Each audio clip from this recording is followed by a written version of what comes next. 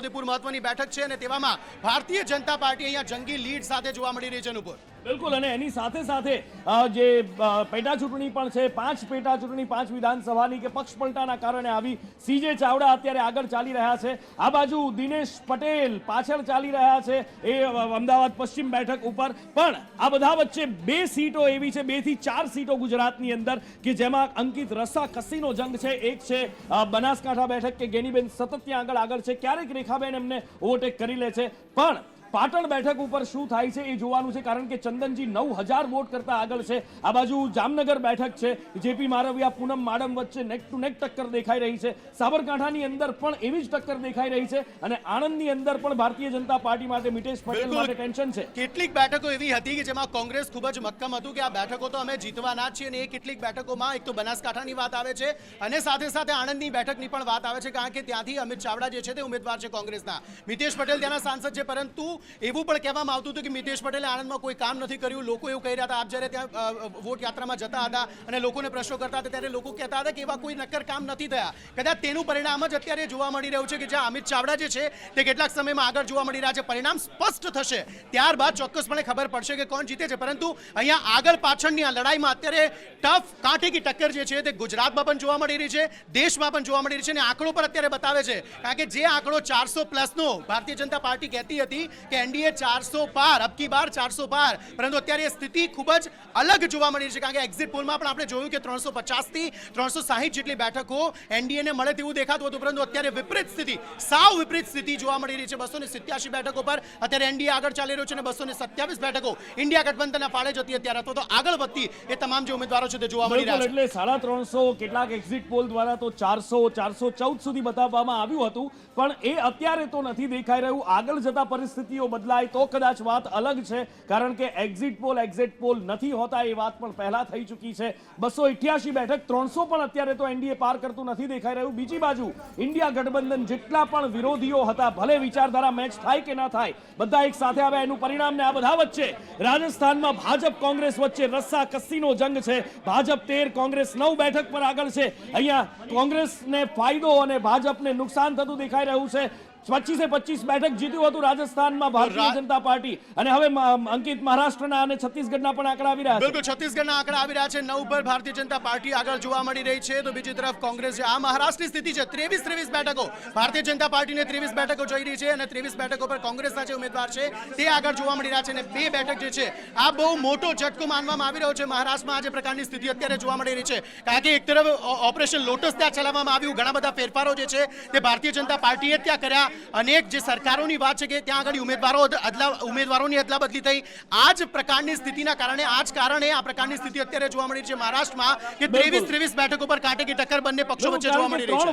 2 વખત સરકાર પડી, 3 વખત મુખ્યમંત્રીઓ આપણે 5 વર્ષની અંદર મહારાષ્ટ્રમાં જોયા, એનસીપી તૂટ્યું, શિવસેના તૂટ્યું, અને આ બધાની પાછળ ભારતીય જનતા પાર્ટી જવાબદાર હતી। અને કદાચ તજજ્ઞો સાથે મારે વાત થઈ તો એવું કહે છે અંકિત કે જે નિશાનો હતા, શિવસેના તો કઈ શિવસેના, એનસીપી તો કઈ એનસીપી, એમાં મતદારો ઘણા કન્ફ્યુઝ થયા, અને એની સાથે સાથે નારાજગી તો પહેલેથી જ હતી કે એક સ્થિર સરકાર નથી રહેવા દીધી ભારતીય જનતા પાર્ટીએ, અને એનું પરિણામ અત્યારે દેખાઈ રહ્યું છે મહારાષ્ટ્રની અંદર। ઇન્ડિયા અને એનડીએ બંનેને 23। આ બાજુ રાજસ્થાનની અંદર અંકિત એક મોટો ઝટકો, કારણ કે 25 બેઠક 2 વખત જીત્યું ભારતીય જનતા પાર્ટી, અહીંયા 25 માંથી 25 ક્લીન સ્વાઇપ કર્યું, પણ આ વખતે 9 બેઠકનો ફાયદો રાણી પણ નડી ગયા અને ક્ષત્રિયોનું આંદોલન પણ અંકિત નડ્યું। બિલકુલ, ક્ષત્રિયોનું આંદોલન પણ ખાસ ત્યાં નડ્યું, કારણ કે ગુજરાતમાંથી જે આંદોલનની શરૂઆત થઈ હતી તેમાં કહેવામાં આવ્યું હતું કે અન્ય રાજ્યોમાં પણ આ પ્રકારની સ્થિતિ જે છે તે જોવા મળશે। અને રાજસ્થાનની અંદર શું ફેક્ટર કામ કરી ગયું છે, મનીષ પાસેથી વાત કરીએ। મનીષ, રાજસ્થાનમાં 25 માંથી 25 2 વખત, આ વખતે રાણી પણ નડ્યા દેખાય છે, આ ક્ષત્રિય આંદોલન પણ બિલકુલ નુપુર, રાજસ્થાનની જે રાજનીતિ છે એમાં જબરદસ્ત ઉલટફેર થઈ રહ્યો છે, કારણ કે લગાતાર 2 વખત Bharatiya Janata party clean sweep કરતી હતી કોંગ્રેસને, પરંતુ આ વખતે પહેલીવાર લગભગ 8 બેઠકો એવી છે કે જ્યાં કોંગ્રેસ આગળ ચાલી રહી છે। એનો મતલબ એ છે કે 8 થી 12 બેઠકો એવી છે કે જ્યાં રાજસ્થાનમાં કોંગ્રેસ આગળ ચાલવાના ઘણા બધા કારણો છે નુપુર। એમાંથી સૌથી મોટું કારણ છે કે આ વખતની ચૂંટણીમાં કોંગ્રેસે જે ઉમેદવારો ઉભા રાખ્યા હતા એની સાથે સાથે ભારતીય જનતા પાર્ટીમાં મોદી તુજસે બેર નહીં, વસુંધરા તેરી ખેર નહીં, એ વાળું સૂત્ર આ વખતે નથી ચાલ્યું, અને એનું કારણ એ છે કે બાડમેરમાંથી જે જે યુવાન ક્ષત્રિય નેતા મેદાનમાં છે, એની સાથે સાથે વસુંધરા રાજે ક્ષત્રિય ફેક્ટર રાજસ્થાનના એક વ્યક્તિ સુધી જેની પહોંચ હતી, એ વસુંધરાને ઘરે બેસાડવાનું ભાજપના નેતાઓ નારાજ થયા અને એનું એક કારણ દેખાતું સામે આવી રહ્યું છે નુપુર. અને જાતિવાદી રાજકારણ રાજસ્થાનની રાજનીતિમાં સિરમોર હોય છે અને એનું જ પરિણામ આપણને આંખોની સામે જોવા મળી રહ્યું છે. બિલકુલ, રાજસ્થાન હોય, મહારાષ્ટ્ર હોય, ગુજરાતની અંદર હોય, મધ્યપ્રદેશની અંદર હોય, આ વખતે ભારતીય જનતા પાર્ટીને નુકસાન થતું દેખાઈ રહ્યું છે.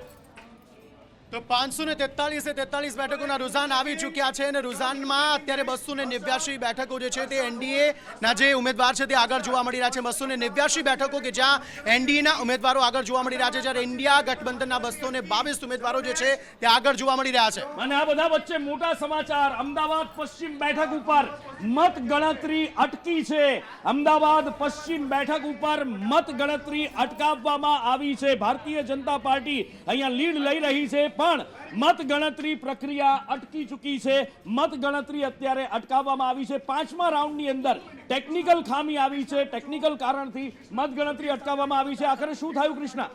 બિલકુલ, અને અમદાવાદ પશ્ચિમ જે ભારતીય જનતા પાર્ટીનો ગઢ છે ને આ બેઠક પરથી ભારતીય જનતા પાર્ટીના ઉમેદવાર સતત મોટી લીડ સાથે જંગી લીડથી આગળ વધી રહ્યા હતા, પરંતુ અત્યારે ટેકનિકલ કારણસર આ મત ગણતરી અટકાવવામાં આવી છે. જો કે આ એક એવી બેઠક છે કે જ્યાં અત્યારે જે રીતે ચિત્ર સામે આવી રહ્યું છે, કોંગ્રેસ ગમે તે રીતે પણ ભાજપને પછાડી શકે તેવી સ્થિતિમાં નથી દેખાતી નુપુર.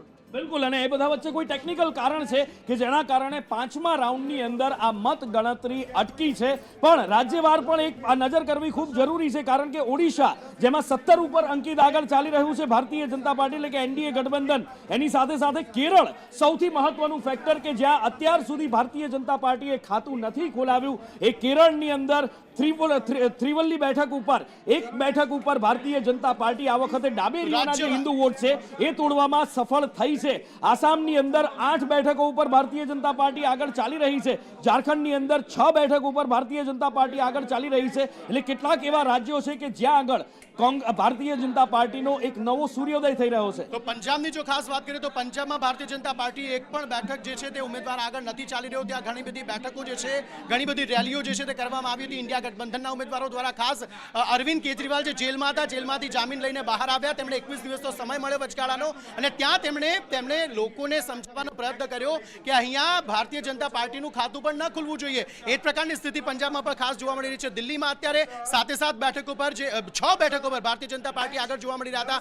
એક બેઠક કે જેમાં કનૈયા કુમાર જે છે તે આગળ જોવા મળી રહ્યા છે, જેમાં આપણે કહ્યું કે રિંકિયા કે પાપા હસવાના નથી હમણાં, એ પ્રકારની સ્થિતિ. ઉત્તરાખંડમાં પણ 5 બેઠકો એવી કે જ્યાં ભારતીય જનતા પાર્ટી આગળ જોવા મળી રહી છે ને હિમાચલ તો સ્વાભાવિક હતું કે ત્યાં જે 4 ઉમેદવારો ઉભા રાખ્યા હતા એ 4 બેઠકો પર ભારતીય જનતા પાર્ટી ઉમેદવાર આગળ જઈ રહ્યા છે. ગુજરાતની એકમાત્ર બેઠક પર કોંગ્રેસ અત્યારે આગળ ચાલી રહ્યું છે અને એ છે પાટણ. ચંદનજી ઠાકોર લગભગ 10,000ની લીડ સાથે અત્યારે સડસડાટ આગળ ચાલી રહ્યા છે. સંજય મારી સાથે છે. સંજય, પાટણની અંદર કયું ફેક્ટર 10,000ની લીડ સાથે ચંદનજી આગળ? પાટણની અંદર કોંગ્રેસ આગળ છે, અત્યારે ચાલી રહ્યું છે. 10,000 વોટથી અત્યારે ચંદનજી ઠાકોર આગળ ચાલી રહ્યા છે. અને કારણ એ છે કે ચંદનજી છે એ ત્યાંના સ્થાનિક નેતા છે. ભરતસિંહ ડાભી ઉપર સામે ઘણો વિરોધ જોવા મળી રહ્યો. ભરતસિંહ ડાભી વિસ્તારમાં ના ફરતા હોવાના પણ દાવા કરવામાં આવ્યા. બીજી તરફ છે જે બનાસકાંઠાની 3 જેટલી બેઠકો છે જે કોંગ્રેસ પ્રભાવિત બેઠકો છે ને આ બેઠકો લોકસભામાં પાટણની અંદર આવે છે ને ત્યાંથી કોંગ્રેસને સારી એવી લીડ મળી રહી છે, જેથી કરીને 10,000 મતથી અત્યારે આગળ ચાલી રહ્યા છે ચંદનજી ઠાકોર. પરિણામો હજુ 12 વાગ્યા સુધી સ્પષ્ટ થશે કે ભાજપ જીતે છે કે કોંગ્રેસ જીતે છે, પરંતુ અત્યારે કોંગ્રેસ માટે પાટણ બેઠક ઉપરથી, ગુજરાતની એકમાત્ર બેઠક ઉપરથી કોંગ્રેસ માટે રાહતના સમાચાર છે કે કોંગ્રેસ અત્યારે 10,000 મતથી આગળ ચાલી રહ્યું છે. બિલકુલ 10,000ની લીડ જંગી લીડ છે કે જેની ઉપર એક મોટા સમાચાર અંકિત પાસેથી. અને ગેનીબેન ઠાકોરની અહીંયા વાત કરી લેવી પડે છે કે રેખાબેન ચૌધરી ફરી એકવાર અહીંયા આગળ જોવા મળી રહ્યા છે. બીજી એક બેઠક કે જ્યાં કોંગ્રેસના જે ઉમેદવાર છે તે આગળ જોવા મળતા હતા, પરંતુ સ્થિતિ અહીંયા બદલાઈ છે. ગેનીબેન ઠાકોર અને રેખા ચૌધરી વચ્ચે અંતર જે છે તે વધેલું જોવા મળી રહ્યું છે અને 1,000 મતો સાથે લીડ કરતા રેખાબેન ચૌધરી અત્યારે જોવા મળી રહ્યા છે. આયાતી ઉમેદવાર તેમને પણ કહેવામાં આવતા હતા અને તેમણે પણ આ પ્રકારની સ્થિતિનો સામનો અત્યારે કરવો પડી રહ્યો છે. કૃષ્ણા, જે બિલકુલ બનાસકાંઠામાં બેટી અને બહેન વચ્ચેનો જે જંગ જોવા મળતો હતો, પહેલા બહેન આગળ ચાલતા હતા, અત્યારે બેટી આગળ ચાલી રહ્યા છે. બંને મામેરામાં મત માંગ્યા હતા, પરંતુ બનાસકાંઠાની જનતા અત્યારે જે પ્રમાણે દેખાઈ રહ્યું છે, રેખા ચૌધરી અને ગેનીબેન ઠાકોર વચ્ચેનું લીડનું અંતર સતત વધી રહ્યું છે. શરૂઆતમાં રેખાબેન ચૌધરી સતત પાછળ ચાલતા હતા, ગેનીબેન ઠાકોર ઠાકોર માટે સારા સમાચાર હતા, તેઓ આગળ ચાલી રહ્યા હતા, પરંતુ અત્યારે જ્ઞાનીબેનની ચિંતા જરૂર વર્તાતી હશે, કારણ કે સતત એમનું અને રેખાબેન ચૌધરીનું અંતર વધી રહ્યું છે. રેખાબેન આગળ વધી રહ્યા છે, એટલે જોવાનું ખૂબ રસપ્રદ રહેશે. બિલકુલ. અને કૃષ્ણ, આ બધા વચ્ચે જે દેશની સ્થિતિ છે, 543 ના રૂઝાન આવી ચૂક્યા છે. એનડીએ 400 પારનો નારો પણ અત્યારે 300 પાર પણ નથી થયું. 274 ખુશખુશાલ નરેન્દ્ર મોદી પણ